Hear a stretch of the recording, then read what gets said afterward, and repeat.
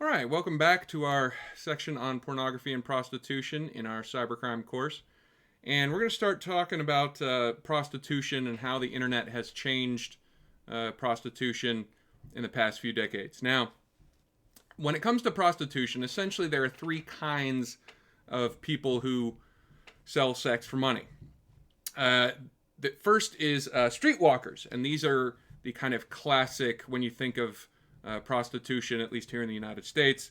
These are usually women, but sometimes men who walk the streets waiting for somebody in a car to stop and essentially hire them for their services.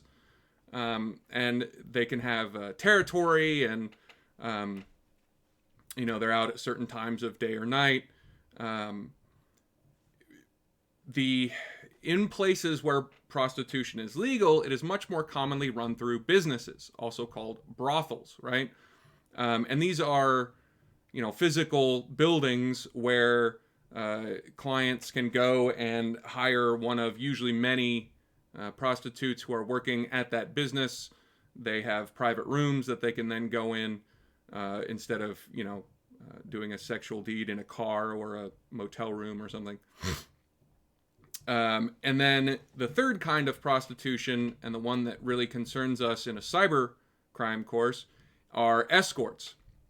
So thanks to the rise of the internet, escorts have moved onto websites or different forms of, whether it's their own private website or something like Craigslist. But these are, again, usually women, but sometimes men who you can hire online to meet in a certain place and time for having sexual intercourse. Prior to the internet, escorts were usually found via, flyer advertisements or, different kind of newspaper classified ads had certain wording sometimes that made it clear that this was an escort. But this is many prostitutes see this as the easiest slash best way to make money because they can be self-employed. With streetwalkers, usually they have an employer, commonly referred to as a pimp, that takes most of the money. When prostitutes work for businesses, brothels, the house takes a usually relatively large cut of their earnings. But when people are escorts, they can keep essentially all of that money, minus, they might have some website fees or whatever, but usually they're self-employed, which allows them to keep a far higher percentage. Plus, they can charge more for their services if they're an escort rather than a streetwalker or working in a brothel. So the internet has vastly increased the ease of access to that kind of prostitution by people who partake in that sort of sex work.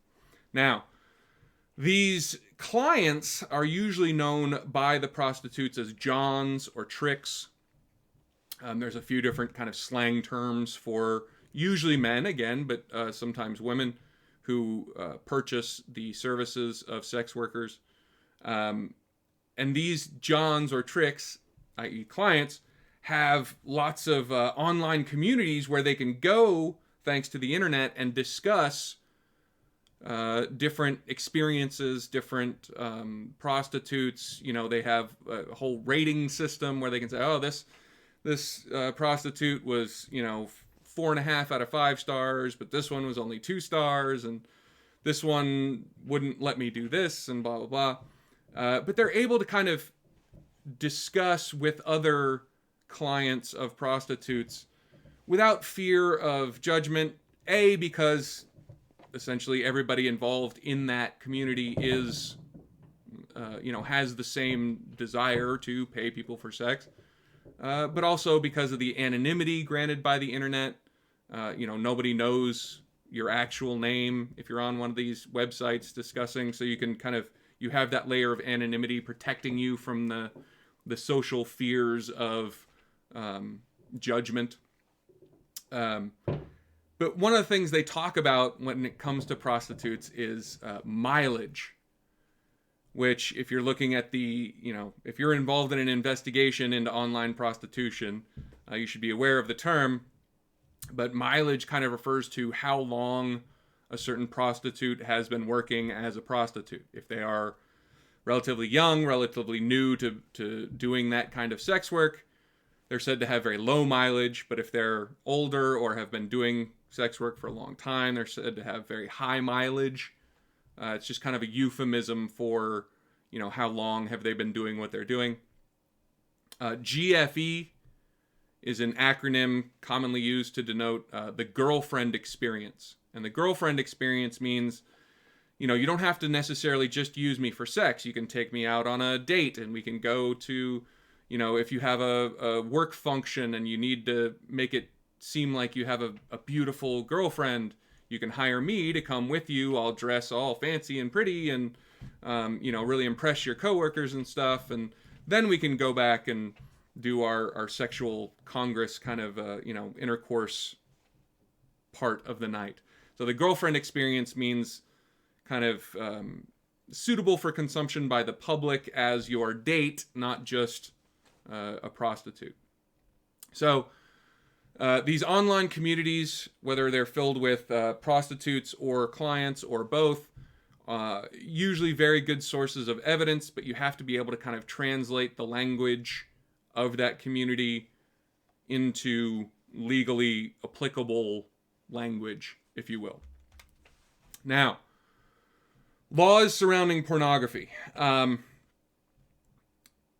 Again, in the United States, as long as it passes the Miller test, even if it doesn't pass the Miller test, it is usually available online, as long as it doesn't have an underage actor or animals or, other sorts of very specifically illegal content. In general, it's legal and you can find it fairly easily on the internet. But there are a few laws that have been passed to curtail or corral pornography in certain ways. One of those, very important one, was the Truth in Domain Names Act of 2003.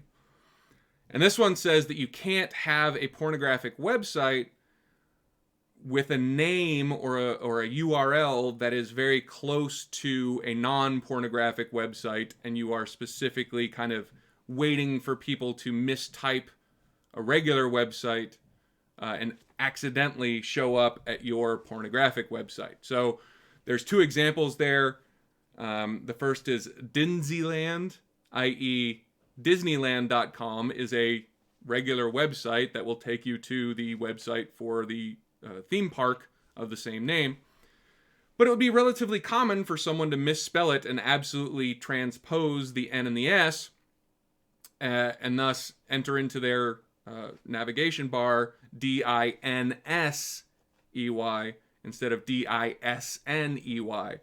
So that was a pornographic website prior to 2003. But people, especially children, that want to go to Disneyland.com were frequently kind of mistyping it and ending up at this pornographic website. The second one there is whitehouse.com, and that's spelled correctly, right? But the actual White House website is whitehouse.gov. And thus, but not a lot of people remember that government websites are going to end in .gov and not .com.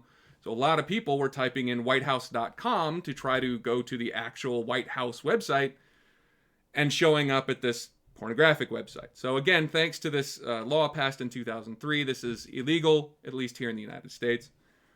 Another thing that is now illegal is revenge porn.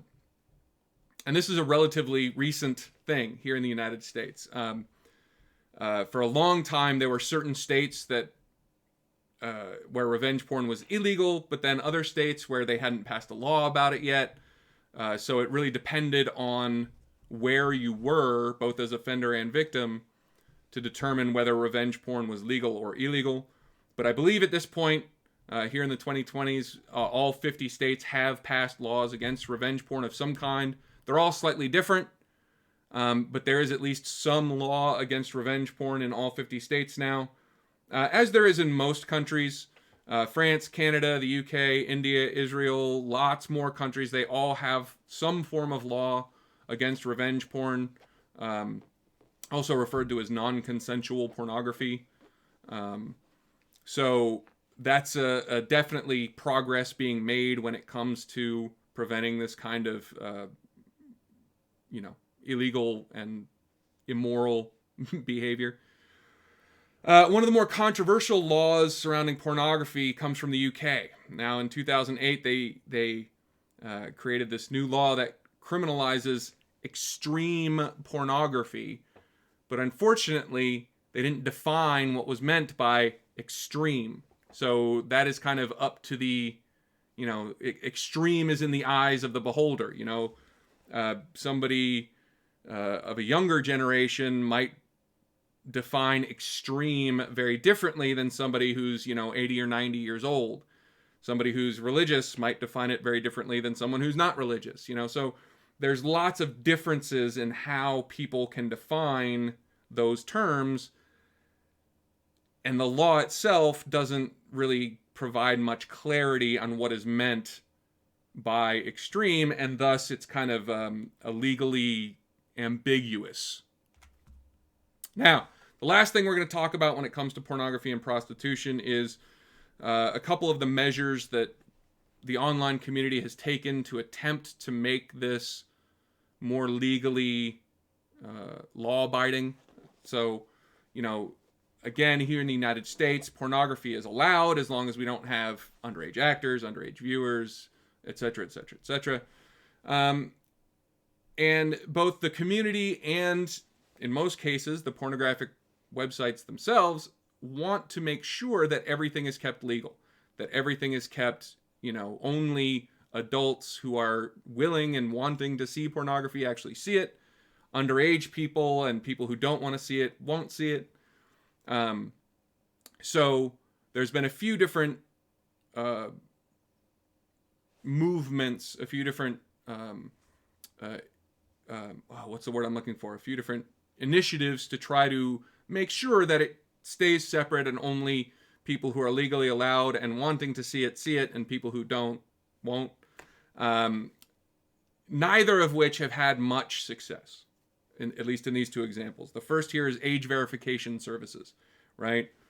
So for most websites, there's no way to tell whether the person visiting that website is over 18 or under 18 or from the United States or from some other country where pornography is illegal. So we want to make sure that the only people viewing these websites are over the age of 18. But in most cases, it's just a simple click, yes, I'm over 18, which people who are 17 or younger are perfectly capable of lying and clicking, yes, I'm over 18. So it doesn't really keep out people underage. So these age verification services, they're an attempt to actually make sure that the person visiting that website is over the age of 18. They use different methods to do this. There's been different levels of success with different methods and stuff, but none of them have been very successful. It is still very common and very easy to go to pornographic websites, and really all you have to do is click a button that says, yes, I am over 18, without actually having to prove it. The other thing that they've attempted to do is put all pornography into the .xxx domain, right? So the domains are, things like .com, .gov, .edu. Those kind of were designed to group websites by the kind of website they are, right? .com is for companies, .gov is for governments, .edu is for educational institutions. And there's been a push to have the .xxx domain so that all pornography or pornographic websites would be very, very easily identifiable as pornographic websites and not .coms or .orgs, But again, that hasn't really had a lot of success. Not a lot of pornographic websites have chosen to migrate their website name to, website.xxx instead of website.com or whatever. So these will kind of definitely something to be on the lookout for in the future, but not a whole lot of success so far. And there will probably be some other kind of way to try to isolate pornography from the rest of the internet, again, so we can make sure that it's only being viewed by people over the age of 18 here in the United States. Though age limit, again, might be different in other countries. And only being viewed by people who want to actually view that pornography, not people kind of accidentally stumbling upon it. So, that's the end of our discussion about pornography and prostitution. If you've made it this far, thank you so much for watching. I'll see you in the next one.